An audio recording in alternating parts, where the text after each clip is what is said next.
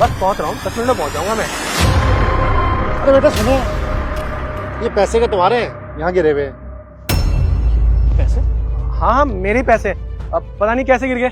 शुक्रिया। हाँ अरे बेटा कुछ पैसे मुझे भी दे दो। अरे बुद्धे पागल वागल है क्या? मेरे पैसे उठा के देने के, उसके बदले मैं तुझे पैसे दूं? 1 रुपए नहीं दूंगा मैं, आगे से।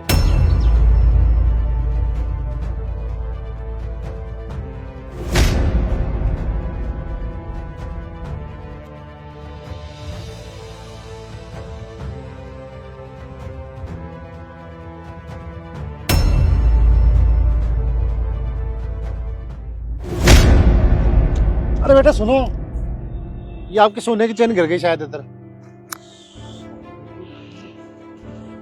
हाँ ये सोने की चैन मेरी है, थैंक यू सो मच। अरे बेटा कुछ खाने के लिए दे दो, 3 दिन से भूखा हूँ।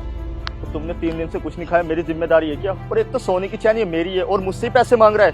जा काम कर अपना, भिखारी कहीं का।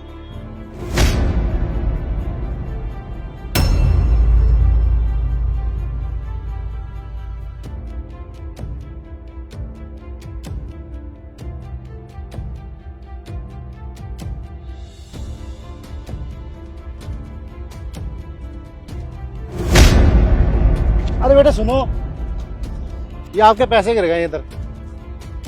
इतने सारे पैसे?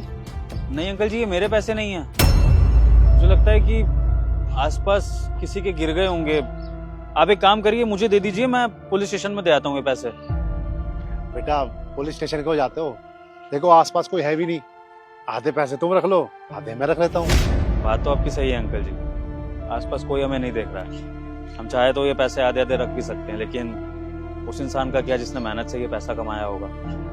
उसको तो बहुत दुख पहुंचेगा ना जब उसको उसके पैसे नहीं मिलेंगे। और वैसे भी अंकल जी, कोई देखे ना देखे, लेकिन ऊपर वाला तो सब देख रहा है ना।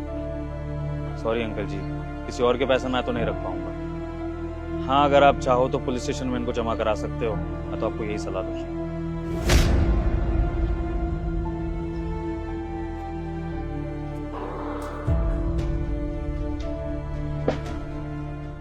और बड़ी कैसे हो? मैं ठीक हूँ, तुम बताओ तुम कैसे हो? मैं भी बढ़िया। वैसे एक काम क्या करते हो तुम? काम?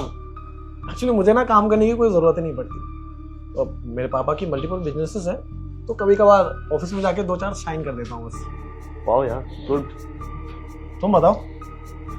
कुछ नहीं, वही पुराना फैमिली बिजनेस है।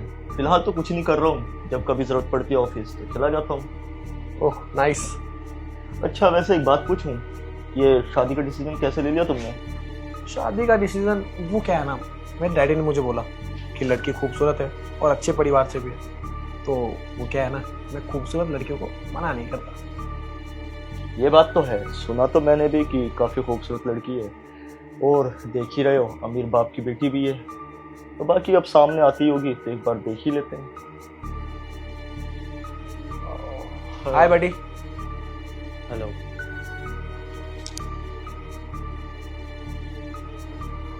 वैसे ब्रदर तुम भी बताओ कुछ अपने बारे में, तुम क्या काम करते हो? एक्चुअली मेरा स्टार्टअप है क्लोथिंग ब्रांड का। स्टार्टअप? भाई तेरे को पता है ना कितनी अमीर बाप की बेटी है, और वैसे भी तेरा तो नया नया स्टार्टअप है, तेरे पास तो कुछ है भी नहीं, तो तू कैसे उम्मीद लेके आ गया कि इतनी अमीर लड़की और सुंदर लड़की तेरे को हाँ करेगी? अबे अंधी है क्या, पूरा जूता खराब कर दिया तूने। सॉरी भैया, माफ कीजिए, गलती से लग गया। ओए सॉरी क्या बोल रही तू? ये तूने भाई के जूते खराब कर दिए और सॉरी बोल रही है? भैया सॉरी, अगर मैं काम नहीं करूंगी सही से तो मालकिन डांटेंगी।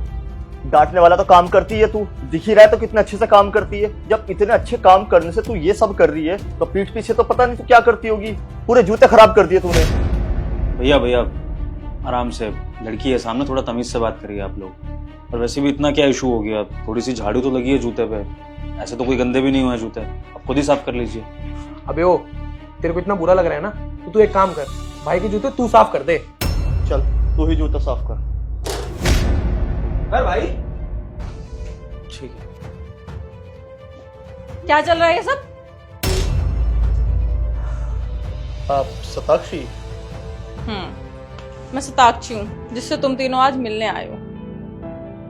वैसे जैसा सुना था आपके बारे में, आप तो उससे भी ज्यादा सुंदर हो। हाँ भाई, बिल्कुल ठीक कह रहा है। आप तो एकदम सुंदर हो बहुत ज्यादा। वैसे तुम्हें इसकी भाभी बनाने के लिए क्या करना होगा मुझे? ओ हेलो, मेरी भाभी नहीं, तेरी भाभी। तुम दोनों को मुझे एक दूसरे की भाभी बनाने के लिए कुछ नहीं करना पड़ेगा। तुम दोनों ना यहाँ से जा सकते हो। क्यों? हाँ भाई क्यों? तुमने तो हमसे भी बात भी नहीं की, हमें जाना भी नहीं, ऐसे कैसे बाहर निकाल सकती हो? मुझे तुम दोनों को जानने के लिए ना तुम दोनों से बात करने की जरूरत नहीं है। तुम दोनों को मैं अच्छी तरीके से जानती हूँ कि तुम दोनों कितने बड़े लालची किस्म के इंसान हो। पापा, ये बुढ़ा यहाँ पे क्या कर रहा है? अबे ओए भिखारी, निकल चल बाहर। ओ हेलो, माइंड योर लैंग्वेज। ये भिखारी नहीं है, ये मेरे पापा हैं। और वहां पे ये भिखारी इसलिए बने थे ताकि तुम लोगों का टेस्ट हो सके, और उस टेस्ट में तुम दोनों फेल हो चुके हो। पास हुआ है तो सिर्फ और सिर्फ विभोर। तो तुम दोनों यहाँ से जा सकते हो। और इसके बाद मुझे और ज्यादा एक्सप्लेन करने की जरूरत नहीं है कि तुम दोनों को मैं कितने अच्छे तरीके से जानती हूँ। बात तो सुनो। मुझे कुछ भी नहीं सुनना। तुम दोनों को लड़कियों से बात करने की तमीज नहीं है। ये कोई काम वाली नहीं है, ये मेरी छोटी बहन है। इसे मैंने इसलिए रखा था यहाँ पे ताकि मुझे पता चले कि तुम लोग लड़कियों की रिस्पेक्ट करते हो या नहीं। तुम दोनों को लड़कियों से बात करने तक की तमीज नहीं है। इतनी छोटी सी बच्ची है, अगर झाड़ू लग भी गया तो इसमें कौन सी बड़ी बात है। मुझे ना तुम दोनों की कोई बात नहीं सुननी है। निकलो यहाँ से। I said get out.